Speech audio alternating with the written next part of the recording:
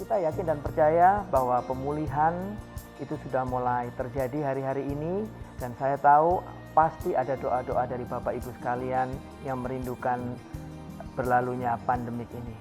Hari ini saya ingin berbagi, di dalam doa selalu ada jawaban. Doa adalah bentuk kasih yang terjalin dari Bapa dengan kita sebagai anak, demikian juga anak dengan Bapa kita yang ada di surga. Dan saya yakin doa bukan sekedar hanya permohonan saja, tapi doa sudah menjadi gaya hidup kita sebagai orang percaya.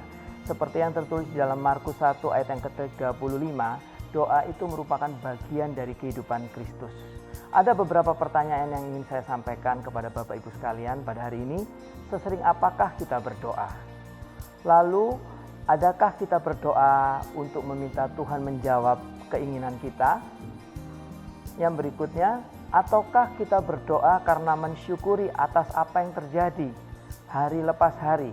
Dan yang terakhir, apakah doa-doa itu mengalir dari mulut itu lebih banyak bagi kepentingan orang lain ataukah hanya bagi kepentingan diri kita sendiri? Mari Bapak Ibu Saudaraku, di dalam Yakobus 4 ayat yang ketiga mengatakan, atau kamu berdoa juga tetapi kamu tidak menerima apa-apa karena kamu salah berdoa. Sebab yang kamu minta itu hendak kamu habiskan untuk memuaskan hawa nafsumu. Nah Bapak Ibu yang dikasihi oleh Tuhan, bagaimana dengan doa-doa kita hari-hari ini? Saya percaya setiap doa yang dinaikkan dengan tulus dan kasih dan percaya kepada Tuhan pasti akan mendatangkan kemenangan. Ada 3 hal yang ingin saya bagikan bagaimana doa itu mendatangkan jawaban. Yang pertama, kita harus sadar bahwa doa itu sebagai sikap Anda dan saya untuk mempercayai Tuhan sepenuhnya. Jadi bukan kepada hasil daripada doa, tapi kita mempercayai Tuhan sepenuhnya. Maksudnya apa? Tujuan berdoa itu adalah agar hati kita bisa melekat kepada Tuhan dan kita jadi memahami apa yang menjadi kehendak Tuhan. Di dalam 1 Yohanes 5 ayat yang ke-14 sampai dengan ayat yang ke-15, di situ tertulis bahwa Tuhan mengabulkan doa kita menurut kehendak-Nya.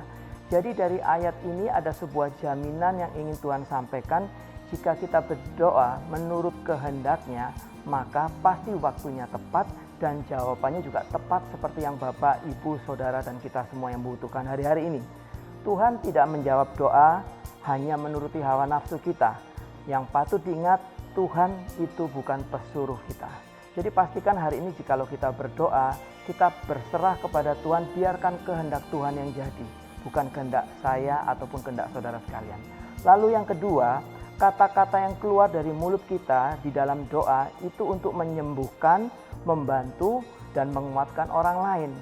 Inilah yang seringkali kita lupa. Di dalam doa selalu kita hanya menginginkan kepuasan kita. Di dalam doa kita hanya selalu menginginkan supaya Tuhan menjawab doa-doa kita. Bukan itu yang Tuhan kehendaki. Hari-hari yang seperti ini, apakah kita banyak berdoa untuk orang lain? Apakah kita banyak berdoa untuk situasi-situasi yang ada? Kita melihat dari kisah Ayub, di mana akhir dari kisah Ayub mengalami pemulihan yang luar biasa. Atau saya katakan Ayub mengalami pemulihan yang double porsi. Karena apa? Di akhir ayat-ayat yang kita baca di Ayub tersebut, saudaraku, di situ Ayub justru banyak mendoakan orang-orang lain. Ayub mendoakan saudara-saudaranya. Dan perlu kita ingat bahwa kuasa doa itu, yang pertama, menaklukkan kekuatan api. Yang kedua, kuasa doa itu mengekang kemarahan singa. Yang ketiga, kuasa doa itu mengusir setan. Yang keempat, kuasa doa itu menghancurkan kematian dan menyembuhkan penyakit.